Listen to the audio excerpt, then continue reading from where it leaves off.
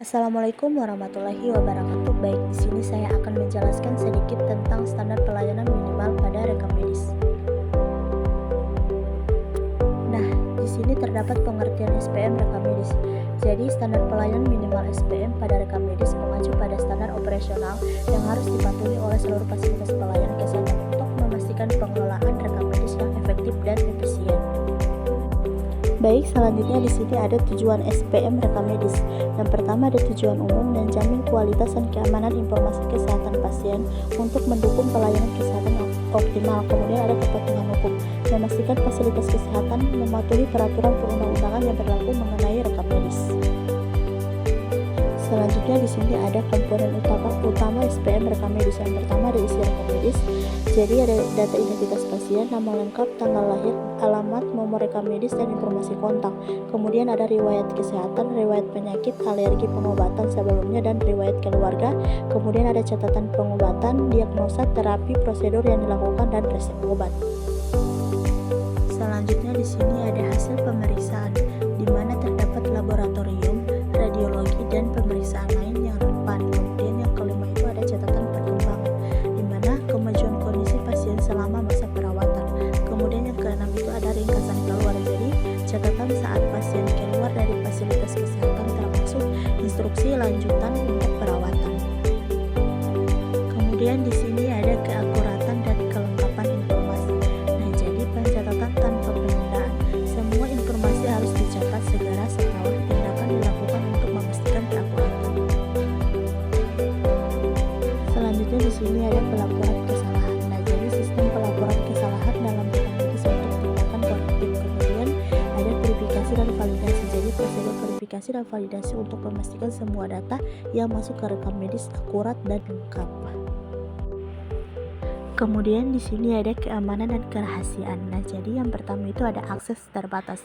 Jadi akses ke rekam medis harus dibatasi hanya kepada personal yang berwenang. Kemudian yang kedua itu ada sistem keamanan. Nah, jadi penggunaan teknologi seperti enkripsi dan autentikasi untuk melindungi data pasien.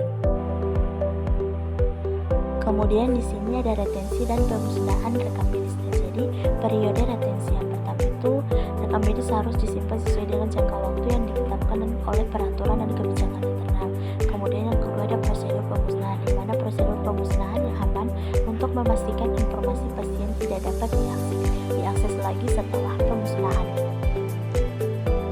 Kemudian di sini ada pengelolaan dan penyimpanan rekam medis. Jadi yang pertama itu ada sistem pengelolaan, di mana penggunaan sistem pengelolaan rekam medis yang efisien dan terorganisir. Kemudian yang kedua itu ada penyimpanan yang aman. Jadi penyimpanan rekam medis di tempat yang aman baik secara fisik maupun elektronik untuk melindungi dari kerusakan dan kehilangan. Kemudian terakhir itu ada arsip elektronik, di mana implementasi sistem rekam medis elektronik atau EMR untuk memudahkan pengelolaan dan akses. Kemudian di sini ada pelatihan dan pendidikan staf. Nah, yang pertama itu ada pelatihan rutin, di mana bagi semua staf kesehatan mengenai pengelolaan rekam medis sesuai dengan SPM. Kemudian yang kedua itu ada pengembangan kompetensi. Jadi program pengembangan kompetensi bagi staf yang bertanggung jawab atas pengelolaan rekam medis.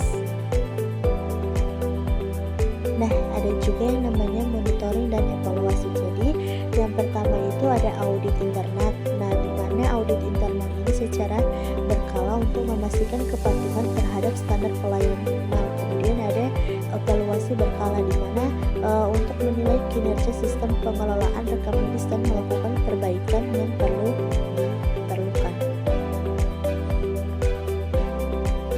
Kemudian di sini ada inovasi dan peningkatan layanan. Yang pertama itu ada adopsi teknologi baru. Jadi mengadopsi teknologi baru untuk meningkatkan efisiensi dan kualitas pengelolaan rekam medis. Yang kedua ada peningkatan berkelanjutan, di mana program peningkatan berkelanjutan untuk memastikan sistem rekam medis selalu sesuai dengan perkembangan dan kebutuhan terbaru. Kemudian di sini ada keterlibatan pasien. Nah, jadi yang pertama itu ada hak akses pasien, di mana memberikan akses yang aman bagi pasien untuk melihat dan mengelola rekam medis mereka sendiri. Kemudian ada edukasi pasien, di mana pentingnya rekam medis dan hak mereka terkait informasi kesehatan.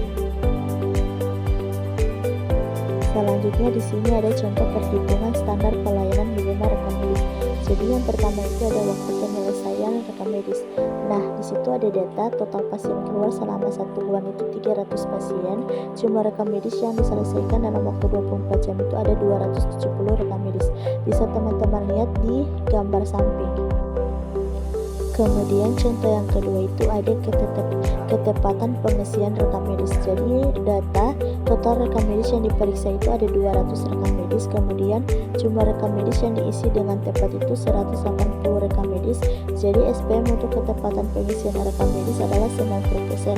Bisa teman-teman lihat contoh gambar di samping untuk cara pengerjaannya.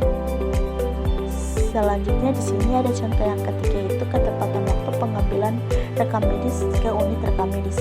Data total rekam medis yang dipinjam itu ada 150 rekam medis. Jumlah rekam medis yang dikembalikan tepat waktu itu 140 rekam medis. Jadi SPM untuk ketepatan waktu pengambilan rekam medis adalah 93,33%. Nah, ini di sini ada contoh terakhir ketersediaan rekam medis aktif untuk pasien rawat jalan. Jadi data